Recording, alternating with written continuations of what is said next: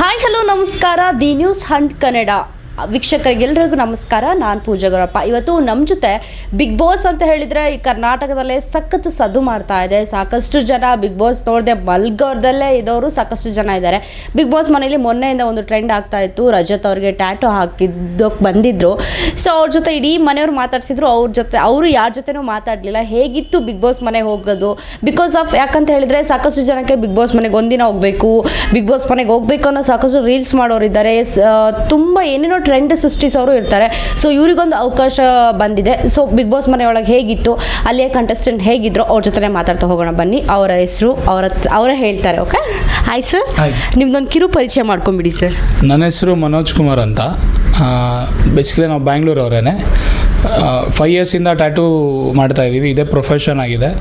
ಇದಕ್ಕೆ ಮುಂಚೆ ಸ್ಕಲ್ಪ್ಚರಿಂಗಲ್ಲಿ ಡಿಗ್ರಿ ಮಾಡಿಕೊಂಡು ಆಮೇಲೆ ಟ್ಯಾಟೂನ ಕಲ್ತ್ಕೊಂಡು ಟ್ಯಾಟೂ ಮಾಡ್ತಾಯಿದ್ದೀವಿ. ಓಕೆ ಸರ್, ಆವಾಗಲೇ ನಾನು ಹೇಳ್ದಂಗೆ ಬಿಗ್ ಬಾಸ್ಗೆ ಹೋಗ್ಬೇಕಂತ ಸಾಕಷ್ಟು ರೀಲ್ಸ್ ಮಾಡೋರು, ಏನೇನೋ ಕಸರತ್ತು ಮಾಡಿದವರು ಇದ್ದಾರೆ. ಅದ್ರ ಮಧ್ಯೆ ನಿಮಗೊಂದು ದಿನ ಹೋಗಿ ಬರೋಕ್ಕೆ ಅವಕಾಶ ಸಿಕ್ಕಿತ್ತು. ಹೇಗಿತ್ತು ಅಲ್ಲಿಗೆ ಹೋಗಿದ್ದು ಅನ್ನೋದು?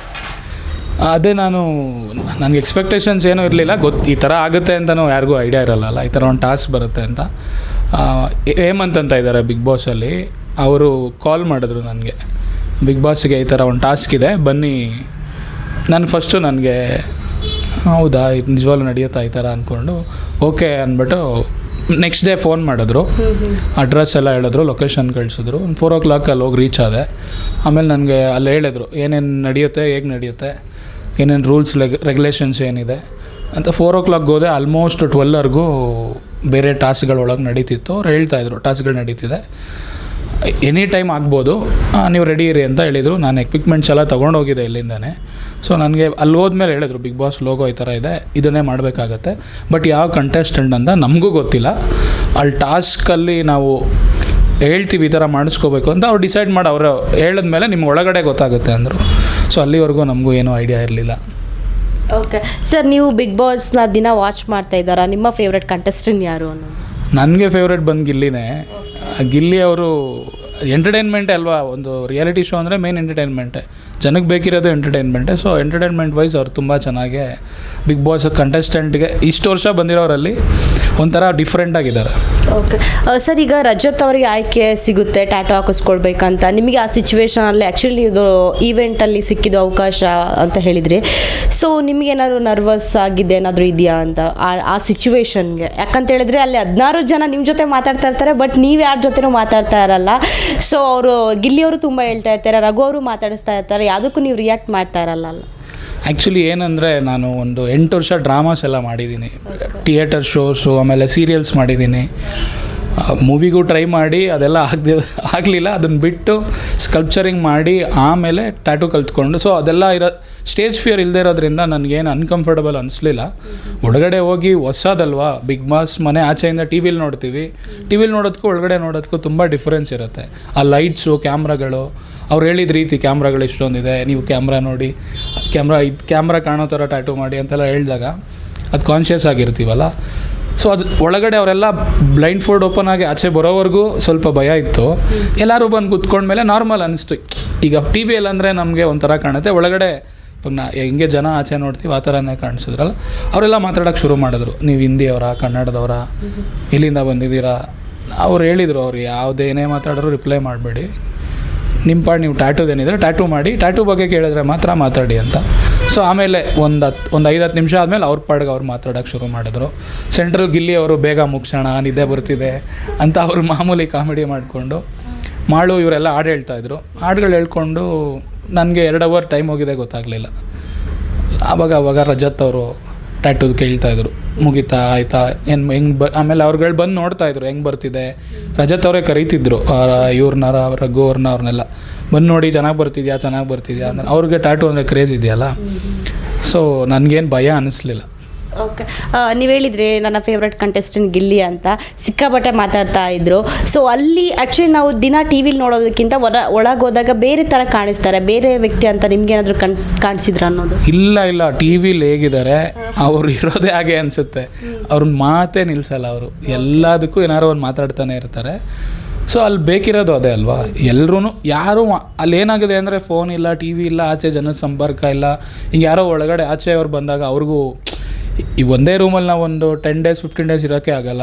70 daysಯಿಂದ ಅವ್ರು ಏನೂ ನೋಡದೆ ಒಳಗಿದ್ದಾರೆ ಅಂದಾಗ ಅವ್ರು ಮಾತು ಬಿಟ್ಟರೆ ಇನ್ನೇನೂ ಮಾಡೋಕ್ಕಾಗಲ್ಲ. ಸೊ ಮಾತಾಡ್ತಾನೆ ಇರ್ತಾರೆ. ಓಕೆ, ಈ ಒಂದು ಅವಕಾಶ ಸಿಗೋಕ್ಕೆ ಎಲ್ಲರೂ ಅನ್ಕೊತಾ ಇದ್ದಾರೆ ಒಂದಿನ ಒಂದು 2 days ಬಿಗ್ ಬಾಸ್ ಮನೆಗೆ ಒಳಗೆ ಹೋಗಿ ಬರಬೇಕು ಅಂತ ಅನ್ಕೊತಾ ಇರ್ತಾರೆ. ಸೊ ನಿಮಗೊಂದು ಆ ಒಂದು ಆಪರ್ಚುನಿಟಿ ಸಿಕ್ಕಿದೆ. ಸೊ ನಿಮ್ಗೆ ಏನು ಅನ್ನಿಸ್ತು ಅನ್ನೋದು? ಏನಂದರೆ ನಾವು ಏನೋ ಎಕ್ಸ್ಪೆಕ್ಟೇಷನ್ಸ್ಗಳು ಇಟ್ಕೊಳ್ದೇನೆ ನಮ್ಮ ಕೆಲಸ ನಾವು ಮಾಡ್ತಾಯಿದ್ರೆ ಯಾವ್ದಾದ್ರು ಒಂದು ದಾರಿಯಲ್ಲಿ ನಮಗೆ ಆ ಚಾನ್ಸ್ಗಳು ಸಿಗ್ತಾ ಹೋಗುತ್ತೆ. ಮೇಯ್ನ್ ನಾವು ಮಾಡೋ ಕೆಲಸದಲ್ಲಿ ನಾವು ಕರೆಕ್ಟಾಗಿರಬೇಕು, ಪ್ರಾಂಪ್ಟಾಗಿರಬೇಕು. ಆ ಥರ ಇದ್ದಾಗ ಡೋರ್ಸ್ ಓಪನ್ ಆಗುತ್ತೆ, ಯಾವ ಥರ ಬೇಕಾದ್ರೂ ಆಗ್ಬೋದು. ನೀವೇ ನೋಡಿರ್ತೀರ, ಯಾರ್ಯಾರು ಹೆಂಗೋ ಫೇಮಸ್ ಆಗಿರ್ತಾರೆ. ಸೊ ಸಣ್ಣ ಅವಕಾಶ ಅಷ್ಟೇ. ನನಗೆ ಇಷ್ಟೊಂದು ರೀಚ್ ಆಗುತ್ತೆ ನಿಜ ಗೊತ್ತಿರಲಿಲ್ಲ. ಬಿಗ್ ಬಾಸ್ ಇಷ್ಟು ಜನ ಫಾಲೋ ಮಾಡ್ತಾರೆ, ಇಷ್ಟು ಜನ ನಮ್ಗೆ ಯಾರೋ ಬಂದು ವಿಡಿಯೋ ಮಾಡಿದ್ರು ಅದು ಅಷ್ಟು ಜನಕ್ಕೆ ರೀಚ್ ಆಗುತ್ತೆ, ಫೋನ್ ಮಾಡ್ತಿದ್ದಾರೆ, ಮೆಸೇಜ್ ಮಾಡ್ತಿದ್ದಾರೆ, ಕಂಗ್ರ್ಯಾಟ್ಸ್ ಅಂತಿದ್ದಾರೆ. ಐ ಡೋಂಟ್ ನೋ, ಖುಷಿ ಆಗುತ್ತೆ, ತುಂಬ ಖುಷಿ ಇದೆ. ಯಾವುದೋ ಒಂದು ಚಾನ್ಸ್ ಸಿಗ್ತಲ್ಲ, ಸಡನ್ನಾಗಿ ಜನ ರೆಕಗ್ನೈಸ್ ಮಾಡೋಕ್ಕೆ ಸ್ಟಾರ್ಟ್ ಆಗ್ತಾರೆ. ನಾವು ಅಂದ್ಕೊಂಡಾಗ ಆಗದೆ ಇರೋದು ಅಂದ್ಕೊಳ್ದೇ ಇದ್ದಾಗ ಅದ ಖುಷಿ ಆಗುತ್ತೆ. ಓಕೆ, ಈಗ ನೀವು ಬಿಗ್ ಬಾಸ್ ಮನೆ ಒಳಗೆ ಹೋಗ್ತಾ ಇದ್ದೀರಾ, ಲೋಗೋ ಅವ್ರಿಗೆ ಟ್ಯಾಟೋ ಹಾಕ್ಬೇಕಂತ ಹೇಳಿದಾಗ ನಿಮ್ಮ ತಲೆಯಲ್ಲಿ ಯಾರಿಗಾದರೂ ಇತ್ತ ನಾನು ಇವರಿಗೆ ಟ್ಯಾಟೋ ಹಾಕಬೇಕು ಅಂತ ಏನಾದರೂ ಅಂದ್ಕೊಂಡು ಹೋಗಿದ್ರಾ? ನಾನು ಆ್ಯಕ್ಚುಲಿ ಒಂದು ಗೆಸ್ ಮಾಡಿದ್ದೆ. ರಜತ್ ಅವ್ರ ಮೈ ಮೇಲೆ ಟ್ಯಾಟೂ ಇದೆ, ಅದು ಬಿಟ್ಟರೆ ಸೂರಜ್ ಅವ್ರ ಮೈ ಮೇಲೂ ಟ್ಯಾಟೂ ಇದೆ. ಇವರಿಬ್ಬರಲ್ಲಿ ಯಾರು ಒಬ್ಬರು ಟ್ಯಾಟೂ ಅಂದರೆ ಅಂತ ಹೇಳಿದ ತಕ್ಷಣ ಹಾಕ್ಸ್ಕೋತಾರೆ ಅಂತ ನಾನು ಅಂದ್ಕೊಂಡಿದ್ದೆ. ಬಟ್ ಅಲ್ಲಿ ಒಳಗಡೆ ಬ್ಲೈಂಡ್ ಫೋಲ್ಡ್ ಓಪನ್ ಮಾಡಿದ್ಮೇಲೆ ಅವರೆಲ್ಲ ಬಂದರು. ಆಮೇಲೆ ರಜತ್ ಅವರು ಒಂದು 5 ನಿಮಿಷ ಆದಮೇಲೆ ಬಂದರು. ಆವಾಗ ಗೊತ್ತಾಯಿತು ರಜತ್ ಅವರು ಹಾಕ್ಸ್ಕೋತಿದ್ದಾರೆ ಅಂತ. ಒಳಗಡೆ ನಾನು ಚಿಕ್ಕ ಸೈಜ್ ಮಾಡಬೇಕು ಅಂತ ಅಂದ್ಕೊಂಡಿದ್ದೆ. ರಜತ್ ಅವರು ನನಗೆ ಇನ್ನೂ ದೊಡ್ಡದು ಬೇಕು ಅಂದರು. ಆಮೇಲೆ ಅವ್ರು ಹೇಳಿದ ಸೈಜ್ನೇ ಮಾಡಿಕೊಟ್ಟಿದ್ದು. ಓಕೆ, ಈಗ ರಜತ್ ಅವರಿಗೆ ಎಷ್ಟು ಅವರ್ ತೊಗೊಂಡ್ರಿ? ಗಿಲ್ಲಿ ಅವರಿಗೆ ಎಷ್ಟು ಆಗಿದ್ದಿದ್ದು ಎಷ್ಟು ಅವರ್ ತೊಗೊತಾ ಇದ್ರಿ ಅಂತ? ಮೋಸ್ಟ್ಲಿ ರಜತ್ ಅವ್ರಿಗೆ 2 ಅವರಲ್ಲಿ ಮಾಡಿ ಮುಗಿಸಿದ್ದೀನಿ. ಗಿಲ್ಲಿಯವರಾಗಿದ್ದರೆ ಅವರು ಮಾತಾಡಿಕೊಂಡು ಮೋಸ್ಟ್ಲಿ ಎದ್ದು ಹೋಗಿ ಓಡಾಡ್ಕೊಂಡು ಬಂದೆಲ್ಲ ಮಾಡ್ತಿದ್ರು ಅನಿಸುತ್ತೆ. ನಿಮಗೆ ಟಾಸ್ಕ್ ಆಗ್ತಾ ಇತ್ತು? ನನಗೆ ಬಿಗ್ ಬಾಸಲ್ಲಿ ನನಗೆ ಒಂದು ಟಾಸ್ಕ್ ಆಗ್ತಿತ್ತು ಅದು. ಸೊ ರಜತ್ ಅವ್ರಾಗಿದ್ದಕ್ಕೆ ಅದು ಪೈನ್ ಆಗುತ್ತೆ ಟ್ಯಾಟೂ ಅಂದರೆ ಲೈಟಾಗೆ, ಬಟ್ ಆರಾಮಾಗಿ ಕೂತಿದ್ರು. ನೀಟಾಗಿ ಮುಗೀತು. Then everybody told okay thank you ಅಂತೇಳಿ they went inside. Okay, big boss ಮನೆಯಲ್ಲಿ ನಮಗೆ 24 hours ಆಗೋದನ್ನ 1 hour ತೋರಿಸ್ತಾರೆ. ಗಿಲ್ಲಿ ಇನ್ನೇನೆಲ್ಲ ಕಾಮಿಡಿ ಮಾಡಿದ್ರು? ನಿಮ್ಗೇನಾದರೂ ಕಾಲಿಳಕ್ಕೆ ಏನಾದ್ರು ಟ್ರೈ ಮಾಡಿದ್ರು ಅನ್ನೋದು? ಇಲ್ಲ, ಗಿಲ್ಲಿ ಅವ್ರಿಗೆ ಇವರು ಅದೇನೋ ಜ್ಯೂಸ್ ಏನೋ ಮಾಡ್ಕೊಬರೋಕೆ ಹೇಳಿದ್ರು. 1 hour ಆದರೂ ಬರಲಿಲ್ಲ ಅವ್ರು ಆಚೆ. ಇವರೆಲ್ಲ ಏನು ಮಾಡ್ತಿದ್ದ ನೋಡ್ಕೊಂಬನ್ನಿ ಅಂತ ಅವ್ರೇನು ಮಾಡಿದ್ದಾರೆ, ಜ್ಯೂಸ್ ಒಳಗಡೆ ಚಕ್ಕೆ, ಲವಂಗ, ಏಲಕ್ಕಿ ಎಲ್ಲ ಹಾಕ್ಕೊಂಡು ಜ್ಯೂಸ್ ಮಾಡ್ಕೊಂಬಂದು ಕೊಟ್ಟಿದ್ದರು. ಇವ್ರು ರಜತ್ ಅವ್ರು ಟ್ಯಾಟೂ ಹಾಕ್ಸ್ಕೊತಿದ್ದಾರೆ ಅಂತ. ಆಮೇಲೆ ಅವರು ಎಲ್ರಿಗೂ ತಮಾಷೆ ಮಾಡ್ತಿರ್ತಾರೆ, ಕೌಂಟ್ರ್ ಕೊಡ್ತಾರೆ ಎಲ್ಲದಕ್ಕೂ. ಇವಾಗ ರಜತ್ ಅವ್ರು ಏನೋ ಹೇಳಿದ್ರೆ ಅದಕ್ಕೆ ಕೌಂಟ್ರ್ ಕೊಡ್ತಾರೆ. ಆಮೇಲೆ ಗಿಲ್ಲಿ ಬಿಗ್ ಬಾಸ್ ನೀನು ಗೆದ್ಮೇಲೆ ನಂಗೆ ಸಾಲ ಕೊಡು ಅದು ಇದು ಅಂತೆಲ್ಲ ಮಾತಾಡ್ತಿದ್ರು. ಆ ಟಿ ವಿಲೂ ಬಂತು. ರಘು ಅವ್ರು ಅದಕ್ಕೆ ಹೇಳಿದ್ರಲ್ಲ, ನೀನು ಇವಾಗಲೇ ನಾನು ಬಿಡಲ್ಲ, ನಾನು ಸಾಲ ಇಸ್ಕೊಡ್ರೆ ದಿನ ಫೋನ್ ಮಾಡ್ತೀಯ ಅಂತ. ಸೊ ಫನ್ನಿಯಾಗೇ ಮಾತಾಡ್ತಿದ್ರು. ಯಾರೋ ಜಗಳ ಆಡೋದು ಕಿತ್ತಾಡೋದು ಏನೂ ಇಲ್ಲ, ಫನ್ನಿಯಾಗೇ ಇತ್ತು ಒಳಗಡೆ. ಅವ್ರ ಪಾಡಿಗೆ ಅವ್ರು ಮಾತಾಡಿಕೊಂಡು ಕೂತ್ಕೊಂಡಿದ್ರು ಆರಾಮಾಗೆ. ಬಿಗ್ ಬಾಸ್ ಮನೆಯಿಂದ ಹೊರಗೆ ಬಂದಾಗ ಕಂಟೆಸ್ಟೆಂಟ್ ಏನು ಪೇಮೆಂಟ್ ಕೊಡ್ತಾರೆ ಅಂತ ಅದ್ರ ಬಗ್ಗೆ ರಿವೀಲ್ ಮಾಡಲ್ಲ. ನಿಮ್ಗೆ ಎಷ್ಟು ಪೇಮೆಂಟ್ ಕೊಟ್ಟಿದ್ರು, ಎಷ್ಟಿತ್ತು ಸಂಭಾವನೆ ಅನ್ನೋದು? ಪೇಮೆಂಟ್ ಬಗ್ಗೆ ಎಲ್ಲ ನೀವೆಲ್ಲೂ ಹೇಳ್ಬೇಡಿ ಅಂತ ಹೇಳಿದ್ದಾರೆ. ಸೊ ಕೊಟ್ಟರು, ಒಟ್ಟಿನಲ್ಲಿ ಪೇಮೆಂಟ್ ಕೊಟ್ಟರು. ಪೇಮೆಂಟ್ ಇಲ್ಲದೆ ಏನು ಮಾಡಲಿಲ್ಲ, ಪೇಮೆಂಟ್ ಕೊಟ್ಟರು. ಅದೇ ಎಷ್ಟು ಅಂತ? ಒಳ್ಳೆ ಪೇಮೆಂಟೇ ಕೊಟ್ಟರು. ಎಷ್ಟು ಕೊಟ್ಟಿರ್ಬೋದಾಗಿದ್ರೆ? ನಾನು ಗೆಸ್ ಮಾಡಲ್ಲ, ಅದು ಹೇಳೋ ಆಗಿಲ್ಲ, ರಿವೀಲ್ ಮಾಡೋಂಗಿಲ್ಲ ಅಂತ ಹೇಳಿದ್ದಾರೆ. ಹೌದಾ? ಓಕೆ, ನಿಮ್ಮ ಪ್ರಕಾರ ಬಿಗ್ ಬಾಸ್ ಅಂದರೆ ಏನು ಅನ್ನೋದು? ಬಿಗ್ ಬಾಸ್ ಅಂದರೆ ಒಂದು ಎಂಟರ್ಟೈನ್ಮೆಂಟು ಜನಕ್ಕೆ. ಈಗ ಜನಗಳು ಬೆಳಗ್ಗೆಯಿಂದ ಸಂಜೆವರೆಗೂ ಕೆಲಸ ಮಾಡ್ಕೊಂಡು ಮನೆಗೆ ಹೋದಾಗ ನೈಟ್ ಟಿ ವಿ ಮುಂದೆ ಕೂತ್ಕೊಂಡು ನೋಡಿದಾಗ ಒಂದು ಎಂಟರ್ಟೈನ್ಮೆಂಟ್ ಬೇಕು. ಸೊ ಬಿಗ್ ಬಾಸ್ ಒಂದು ಎಂಟರ್ಟೈನ್ಮೆಂಟ್ ಪ್ರೋಗ್ರಾಮ್. ಓಕೆ, ಟಾಪ್ 5 ಯಾರ್ಯಾರೆಲ್ಲ ಇರ್ಬೋದು? ಟಾಪ್ 5 ಗಿಲ್ಲಿ ಪಕ್ಕ ಬರ್ತಾರೆ. ಧನುಷ್ ಬರ್ತಾರೆ, ರಘು ಅವ್ರು ಇರ್ಬೋದು, ಅಶ್ವಿನಿ ಗೌಡ ಇರ್ತಾರೆ. ಅದು ಬಿಟ್ಟರೆ ಸೂರಜ್ ಅವ್ರು ಇರ್ಬೋದು ಅಂತ ಅನ್ಕೋತೀನಿ. ಸೂರಜ್ ಅವರು. ಹುಡುಗಿರಲ್ಲಿ ಮೋಸ್ಟ್ಲಿ ರಾಶಿಕಾ ಇರ್ತಾರೆ. ರಾಶಿಕಾ ಅವ್ರು ಟಾಸ್ಕ್ ಎಲ್ಲ ಚೆನ್ನಾಗಿ ಆಡ್ತಾರಲ್ಲ, ಸೊ ಅವರು ಇರ್ಬೋದು ಅಂತ ನಾನು ಅನ್ಕೋತೀನಿ. ಈಗ ಬಿಗ್ ಬಾಸ್ ಮನೆಗೆ ಹೋಗಿ ಒಂದು 2 or 3 years ವೆಯ್ಟ್ ಮಾಡಿದ್ದೆ ಅಂತ ಹೇಳಿದರೆ, ಸ್ಕ್ರಿಪ್ಟೆಡ್ ಅಂತ ಏನಾದರೂ ಅನಿಸುತ್ತಾ ಬಿಗ್ ಬಾಸ್ ನಿಮಗೆ? ನೋ ಅಲ್ಲಿ ಏನಂದರೆ ಟಾಸ್ಕ್ಗಳು ನಡೀತಾ ಇರತ್ತೆ ಅದ್ರ ಪಾಡ್ಗೆ. ಅವರು ಸ್ಕ್ರಿಪ್ಟ್ ಅಂದರೆ ಇವ್ರು ಏನು ಟಾಸ್ಕ್ ಮಾಡಬೇಕು ಅಂತ ಆಚೆ ಇವ್ರುಗಳು ಟೀಮ್ ಇರುತ್ತಲ್ಲ, ಒಂದು ಟಾಸ್ಕ್ ಕೊಡಬೇಕು ಅನ್ನೋ ಕ್ರಿಯೇಟಿವ್ ಟೀಮ್ ಇರುತ್ತೆ. ಅವ್ರುಗಳು ಡಿಸ್ಕಸ್ ಮಾಡಿಕೊಂಡು ಟಾಸ್ಕ್ ಏನು ಮಾಡ್ಬೋದು ಅಂತ ಮಾಡ್ತಾರೆ ಹೊರತು ಸ್ಕ್ರಿಪ್ಟ್ ಅಂತ ಏನೂ ಇಲ್ಲ. ನನಗೆ ಅವ್ರು ಹೇಳಿದರು, ಅಕಸ್ಮಾತ್ ಒಳಗಡೆ ಅವರು ಟ್ಯಾಟೂ ಹಾಕ್ಸ್ಕೊಳ್ಳೋಕೆ ಒಪ್ಪಲಿಲ್ಲ ಅಂದರೆ ನೀವು ಅದೇನೋ ಮಾಡೋಕ್ಕಾಗಲ್ಲ, ನಾವು ಅನೌನ್ಸ್ ಮಾಡ್ತೀವಿ ಈ ಥರ ಟಾಸ್ಕ್ ಇದೆ ಟ್ಯಾಟೂ ಹಾಕ್ಸ್ಕೋಬೇಕು ಅಂತ. ಕಂಟೆಸ್ಟೆಂಟ್ ಯಾರು ನಾವು ಮಾಡಿಸ್ಕೊಳ್ಳಲ್ಲ ಅಂದರೆ ನೀವು ಅದೇನು ಟಾಸ್ಕೇ ನಡೆಯಲ್ಲ ಅಂದರು. ಬಟ್ ಫೈನಲಿ ಒಂದು 11:30ಗೆ ಬಂದು ಅನೌನ್ಸ್ ಆಗಿದೆ, ಒಪ್ಕೊಂಡಿದ್ದಾರೆ, ಡಿಸ್ಕಸ್ ಮಾಡ್ತಿದ್ದಾರೆ ಅವರವರೇ ಒಳಗಡೆ, ಯಾರು ಹಾಕ್ಸ್ಕೋತಾರೆ ಅಂತ ಒಳಗೋದ್ಮೇಲೆ ಗೊತ್ತಾಗುತ್ತೆ ಅಂತಂದರು. ಸೊ ನನ್ನ ಪ್ರಕಾರ ನಾನು ನೋಡ್ದಂಗೆ ಅಷ್ಟೊತ್ತು ಇದ್ನಲ್ಲ ಅಲ್ಲಿ ಯಾವುದೇ ಆಮೇಲೆ ಸೆಟ್ಟೇ ಬೇರೆ ಕಡೆ ಇದೆ, ಇವ್ರುಗಳು ವರ್ಕ್ ಮಾಡೋ ಜಾಗನೇ ಬೇರೆ ಕಡೆ. ಸೊ ಹಿಂಗಿದ್ದಾಗ ಸ್ಕ್ರಿಪ್ಟೆಡ್ ಅಂತೂ 100% ಅಲ್ಲ. ಆಚೆ ಜನಕ್ಕೆ ಅನಿಸುತ್ತೆ ಇವ್ರು ಹೇಳ್ಬೋದು 1 hour ತೋರಿಸ್ತಾರೆ 24 hours, ಅದಕ್ಕೋಸ್ಕರನೇ 24 hours ಲೈವ್ ಬಿಟ್ಟಿರೋದು ಈಗ. ಸೊ ಸ್ಕ್ರಿಪ್ಟೆಡ್ ಅಂತೂ ಖಂಡಿತ ಅಲ್ಲ. ಓಕೆ, ಗಿಲ್ಲಿ ಅವ್ರಿಗೆ ಏನು ಹೇಳೋಕ್ಕೆ ಇಷ್ಟಪಡ್ತೀರಾ, ಏನು ವಿಶ್ ಮಾಡ್ತೀರಾ ಬಿಕಾಸ್ ಆಫ್ ನಿಮ್ಮ ಫೇವ್ರೆಟ್ ಕಂಟೆಸ್ಟೆಂಟ್ ಅದು? ಗಿಲ್ಲಿ ಅವರು ಗೆಲ್ಲಿ ಅಂತ ಹೇಳೋಕ್ಕೆ ಇಷ್ಟಪಡ್ತೀನಿ ಬಿಗ್ ಬಾಸ್ನ. ಈ ಡಿಸರ್ವ್, ಯಾಕಂದರೆ ಎಂಟರ್ಟೈನ್ಮೆಂಟೇ ಕೊಡಬೇಕಿರೋ ಜನಕ್ಕೆ. ನೀವು ಒಳಗಡೆ ನೀವು ಹೇಗಾದರೂ ಇರಿ, ಜಗಳ ಆಡ್ತೀರಾ, ಕಿತ್ತಾಡ್ತೀರಾ, ಏನೇ ಮಾಡಿದ್ರು ಜನಕ್ಕೆ ಬೇಕಿರೋದು ಎಂಟರ್ಟೈನ್ಮೆಂಟು. ಜನ ಟಿ ವಿ ಮುಂದೆ ಕುತ್ಕೊಂಡು ನೋಡಬೇಕು ಅನ್ನೋ ರೀಸನ್ ಬೇಕಲ್ವ, ಆ ಕಂಪ್ಲೀಟ್ ರೀಸನ್ನು ಗಿಲ್ಲಿಯವ್ರು ಕೊಡ್ತಾ ಇದ್ದಾರೆ. ಸೊ ಅವ್ರು ಗೆಲ್ಲಿ ಅಂತ ನಾನು ಆಶಿಸ್ತೀನಿ. ಓಕೆ, ಸಿನಿಮಾ ಫೀಲ್ಡಲ್ಲಿ ಟ್ರೈ ಮಾಡಿದೆ ಬಟ್ ಅವಕಾಶ ಸಿಗಲಿಲ್ಲ, ಎಲ್ಲೂ ಅವಕಾಶ ಸಿಗದಿದ್ದಕ್ಕೆ ಈ ಫೀಲ್ಡಲ್ಲಿ ಇದ್ದೀನಿ ನೀವು ಅಂತ ಹೇಳಿದ್ರಿ.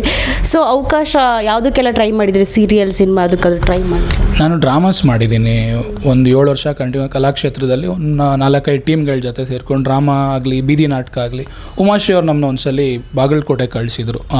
ಎಲೆಕ್ಷನ್ ಟೈಮಲ್ಲಿ ಅವೇರ್ನೆಸ್ಗೋಸ್ಕರ ಬೀದಿ ನಾಟಕ ಮಾಡಬೇಕಿತ್ತು, ಜನಕ್ಕೆ ವೋಟ್ ಮಾಡಿ, ದುಡ್ಡು ಇಸ್ಕೊಳ್ದೆ ವೋಟ್ ಮಾಡಿ ಅಂತ. ಇದೆಲ್ಲ ಮಾಡ್ಕೊಳ್ತಾ ಸೀರಿಯಲ್ಗಳಿಗೆ ಟ್ರೈ ಮಾಡಿದ್ವಿ. ಜೀವನ ಚೈತ್ರ ಅಂತ ಒಂದು ಸೀರಿಯಲಲ್ಲಿ ಮಾಡಿದೆ. ಆಮೇಲೆ ಇನ್ನೊಂದೆರಡು ಸಣ್ಣ ಪುಟ್ಟ ಕ್ಯಾರೆಕ್ಟರ್ಗಳೇ. ಅದು ಮಾಡಿದ್ಮೇಲೆ ಫಿಲಮ್ಗಳಿಗೆ ಟ್ರೈ ಮಾಡ್ತಾಯಿದ್ವಿ. ಆಡಿಷನ್ಸ್ಗೆ ಹೋಗೋದು, ಆಡಿಷನ್ ಕೊಡೋದು. ಏನಂದರೆ ಫಿಲಮ್ ಇಂಡಸ್ಟ್ರಿನೇ ಬೇರೆ. ನೀವೇನೇ ಆ್ಯಕ್ಟ್ರಾಗಿ ಚೆನ್ನಾಗಿ ಆ್ಯಕ್ಟ್ ಮಾಡಿದ್ರು ಅಲ್ಲಿ ಬೇರೆ ಬೇರೆ ಒಳಗಡೆ ಇದಿರುತ್ತೆ. ಅವಕಾಶಗಳು ಸಿಗೋದು ತುಂಬ ಕಷ್ಟ. ನಾವೇನೋ ಎಕ್ಸ್ಪೆಕ್ಟೇಷನ್ ಇಟ್ಕೊಂಡೆ ಹೋದರೆ ಸರ್ವೈವ್ ಆಗೋಕ್ಕಂತೂ ಆಗೋದೇ ಇಲ್ಲ ಅಲ್ಲಿ. ಸೊ ಏನಿಲ್ಲ ಅಂದರೂ ಒಂದು 30-40 ಆಡಿಷನ್ಸ್ ಕೊಟ್ಟಿದ್ದೀನಿ ನಾನು, ಮೂವಿಗಳಿಗಾಗಲಿ ಸೀರಿಯಲ್ಗಳಿಗಾಗಲಿ. ಅಲ್ಲಿ ಹೇಳ್ತೀವಿ ಅಂತಾರೆ, ಆಮೇಲೆ ಫೋನ್ಸ್ ಬರೋಲ್ಲ. ಈ ಥರ ನೋಡಿ ಕೊನೆಗೆ ಫಿಲಮು ಸೀರಿಯಲ್ಲೇ ಬೇಡ, ಡ್ರಾಮಾ ಮಾಡಿಕೊಂಡೇ ಇದ್ವಿ. ಈಗಲೂ ಕೆಲವೊಂದು ಸಲ ಕರೀತಾ ಇರ್ತಾರೆ ಡ್ರಾಮಾಸ್ಗೆ, ಸಣ್ಣ ಪುಟ್ಟದಿದ್ದರೆ ಹೋಗಿ ಹಳೇದೇ ಶೋಗಳು ರಿಪೀಟ್ ಇದ್ದರೆ ಮಾಡಿ ಬರ್ತಾ ಇರ್ತೀನಿ. ಓಕೆ, ಬಿಗ್ ಬಾಸ್ ಮನೆ ಒಳಗೆ ಹೋದಾಗ ಕೆಲವು ಪ್ರೊಸೀಜರ್ ಎಲ್ಲ ಇತ್ತು, ಸೈನ್ ಹಾಕಿಸ್ಕೊಂಡ್ರಿ, ಹೇಗೆ ಎಂಟ್ರಿ ಕೊಟ್ರಿ, ಹೇಗೆ ಎಕ್ಸಿಟ್ ಆದ್ರಿ ಅನ್ನೋದು? ಅಂದರೆ ಅವ್ರು ನನಗೆ ಮುಂಚೆನೇ ಹೇಳಿದರು, ಬಾಡಿ ಎಲ್ಲ ಸ್ಕ್ಯಾನ್ ಮಾಡಿ, ಅಂದರೆ ಚೆಕ್ ಮಾಡಿ, ವಾಚ್ ಆಗಲಿ ಬೇರೆ ಏನು ಯಾವುದೇ ಬ್ರ್ಯಾಂಡ್ನು ಪ್ರಮೋಷನ್ ಮಾಡಲ್ಲ ಅವರು. ಆಮೇಲೆ ಟೈಮ್ ಎಲ್ಲ ಗೊತ್ತಾಗಬಾರ್ದು, ಫೋನ್ಸ್ ಎಲ್ಲ ಈಸ್ಕೊಂಡ್ರು. ಮೈನ್ ಗೇಟಿಂದನೇ ಎಂಟ್ರಿ ಕೊಟ್ಟರು, ಮೈಕ್ ಹಾಕಿದ್ರು ನನಗೆ. ಏನೇ ನಿಮಗೆ ಪ್ರಾಬ್ಲಮ್ ಅನ್ಸಿದ್ರು, ಅನ್ಕಂಫರ್ಟಬಲ್ ಅಂದರೆ ಮೈಕಲ್ಲಿ ಹೇಳಿ ಅಂತ. ಆಮೇಲೆ ಆಚೆದ್ರ ಬಗ್ಗೆ ಏನೂ ಮಾತಾಡಬೇಡಿ ಅಂತ ಮೇಯ್ನ್ ಅದೊಂದು ಹೇಳಿದರು. ಅವ್ರು ಕೇಳಿದ್ರು ನಿಮಗೆ ಆಚೆ ಏನು ನಡೀತಿದೆ, ಇದೇನೇ ಕೇಳಿದ್ರು ನೀವು ಅದಕ್ಕೆ ರಿಪ್ಲೈ ಮಾಡಬೇಡಿ ಅಂತ. ಯಾಕಂದರೆ ಆಚೆದು ಗೊತ್ತಾಗ್ಬಿಟ್ರೆ ಅವ್ರಿಗೆ ಹಿಂಗೆ ಆಡ್ಬೋದು, ಹಿಂಗೆ ಆಡ್ತಿದ್ದೀವಿ ಅಂತ ಐಡಿಯಾ ಬಂದುಬಿಡುತ್ತಲ್ಲ. ಸೊ ಅದ್ರ ಬಗ್ಗೆ ಏನೂ ಮಾತಾಡಬೇಡಿ. ನಾನು ಏನು ರಿಪ್ಲೈ ಮಾಡಲಿಲ್ಲ ಅವ್ರಿಗೆ. ಅಲ್ಲ, ಲೈಕ್ ನೀವು ಎಂಟ್ರಿ ಕೊಡೋದ್ರಿಂದ ಎಕ್ಸಿಟ್ ಆಗುತ್ತೆ? ಎಂಟ್ರಿ ಡೋರಲ್ಲಿ ಚೆಕ್ ಮಾಡಿದ್ರು, ಫುಲ್ ಬಾಡಿಲ್ಲ ಚೆಕ್ ಮಾಡಿ ಒಳಗಡೆ ಹೋಗಿ ಸೆಟಪ್ ಮಾಡಿದ್ರು, ಈ ಜಾಗದಲ್ಲೇ ನೀವು ಟ್ಯಾಟೂ ಮಾಡಬೇಕು ಅಂತ. ಇವರು ಎಂಟ್ರಿ ಆಗೋ ಟೈಮಲ್ಲಿ ಎಲ್ಲ ಬ್ಲೈಂಡ್ ಫೋಲ್ಡ್ ಆಗಿರುತ್ತೆ, ಅವ್ರಿಗೆ ಗೊತ್ತಾಗಲ್ಲ ಒಳಗಡೆ ಯಾರು ಬರ್ತಾರೆ ಹೋಗ್ತಾರೆ ಏನೂ ಗೊತ್ತಾಗಲ್ಲ. ಸೆಟಪ್ ಎಲ್ಲ ಮಾಡಿದ್ಮೇಲೆ ನೀವು ನಿಂತಿರಿ, ಬ್ಲೈಂಡ್ ಫೋಲ್ಡ್ ಓಪನ್ ಆದಮೇಲೆ ಅವ್ರು ಆಚೆ ಬರ್ತಾರೆ ಅಂದರು. ಇವರೆಲ್ಲ ಆಚೆ ಹೋದ್ಮೇಲೆ ಒಂದು ರಿಂಗ್ ಆಯಿತು, ಬೆಲ್ ರಿಂಗ್ ಆಯಿತು. ಆವಾಗ ಬ್ಲೈಂಡ್ ಫೋಲ್ಡ್ ಓಪನ್ ಆಗಿ ಎಲ್ಲ ಆಚೆ ಬಂದರು. ಓಕೆ, ತುಂಬ ಕ್ಯಾಮ್ರಸ್ ನಿಮ್ಮನ್ನು ಅಬ್ಸರ್ವ್ ಮಾಡ್ತಾ ಇರುತ್ತೆ, ಬಿಗ್ ಬಾಸಲ್ಲಿ ತುಂಬ ಕ್ಯಾಮ್ರಸ್ ಇರುತ್ತೆ. ಸೊ ನಿಮಗೇನಾದರೂ ಸ್ವಲ್ಪ ಗೊಂದಲ ಏನಾದರೂ ಆಯಿತಾ ಅಂತ? ಈಗ ಟ್ಯಾಟೂ ಹಾಕ್ತಾ ಇದ್ದೀನಿ, ಸೊ ಎಷ್ಟು ಇಡೀ ಕರ್ನಾಟಕ ನಾನು ನೋಡ್ತಾ ಇರುತ್ತೆ, ಸೊ ಎಲ್ಲಾದರೂ ಮಿಸ್ ಹೊಡಿಯುತ್ತಾ, ಏನಾದರೂ ಅನ್ನಿಸ್ತಾ ಅಂತ ಆ ಸಿಚುವೇಶನ್ನಲ್ಲಿ? ಸ್ಟಾರ್ಟಿಂಗ್ ಅವರು ಬ್ಲೈಂಡ್ ಫೋಲ್ಡ್ ಓಪನ್ ಆಗಿ ಅವ್ರು ಆಚೆ ಬರೋವರೆಗೂ ಒಂಥರ ಭಯ ಅನಿಸ್ತಿತ್ತು. ಒನ್ಸ್ ಅವರೆಲ್ಲ ಬಂದು ಕೂತ್ಕೊಂಡ್ಮೇಲೆ ನನಗೆ ಒಂಥರ ಕಂಫರ್ಟಬಲ್ ಅನಿಸ್ತು. ಅವ್ರ ಪಾಡಿಗೆ ಅವ್ರು ಕೂತ್ಕೊಂಡ್ರು. ರಜತ್ ಅವ್ರು ಬಂದು ಅವ್ರು ಮಾತಾಡೋಕ್ಕೆ ಶುರು ಮಾಡಿದ್ರು, ನಂಗೆ ಈ ಸೈಜ್ ಮಾಡಿ, ಆ ಸೈಜ್ ಮಾಡಿ ಅಂತ. ಇವಾಗ ನಾನು ಸ್ಟುಡಿಯೋದಲ್ಲಿ ಹೆಂಗೆ ಕೆಲಸ ಮಾಡ್ತೀನಿ, ಕ್ಲೈಂಟ್ ಬಂದರೆ ಅದೇ ಥರ ಮಾತಾಡೋಕ್ಕೆ ಶುರು ಮಾಡಿದ್ರು ಅವರು. ಸೊ ಅಲ್ಲಿಂದ ನನಗೆ ಈಸಿ ಆಗ್ತಾ ಹೋಯಿತು. ಒಂದು ಜಾಗದಲ್ಲಿ ಕೂತಿದ್ವಿ, ಎಲ್ಲರೂ ಬಂದು ಗುಂಪು ಕಟ್ಕೊಂಡಿದ್ದೀರಿ, ಅವಾಗ ಏನೋ ನರ್ವಸ್ ಆಗ್ತಿತ್ತೇನೋ. ಬಟ್ ಅವ್ರ ಪಾಡಿಗೆ ಅವ್ರು ದೂರ ಕೂತಿದ್ರು, ನನ್ನ ಪಾಡು ನಾನು ಟ್ಯಾಟೂ ಮಾಡ್ತಿದ್ನಲ್ಲ. ಸೊ ನಾನು ಸ್ಟುಡಿಯೋದಲ್ಲಿ